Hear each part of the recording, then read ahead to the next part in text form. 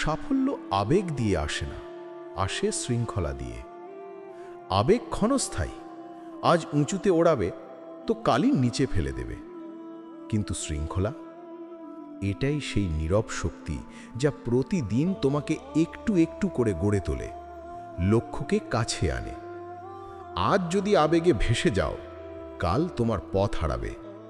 কিন্তু যদি শৃঙ্খলা ধরে রাখো, আবেগ আসবে যাবে, আর তুমি এগিয়ে যাবে তোমার গন্তব্যে। শৃঙ্খলা মানে নিজের প্রতিশ্রুতি রক্ষা করা। যখন মন চায় না, তখনও কাজটা করে ফেলা। এটাই সেই অভ্যাস যা তোমাকে ধৈর্য শেখায়, আত্মবিশ্বাস বাড়ায়, আর সাফল্যের পথে স্থির রাখে। আবেগ তোমাকে চালায় ক্ষণিকের জন্যে, কিন্তু শৃঙ্খলা তোমাকে জিতিয়ে দেয় পুরো জীবন। তাই বেছে নাও শৃঙ্খলাকে, কারণ সাফল্য শৃঙ্খলায়, আবেগে না।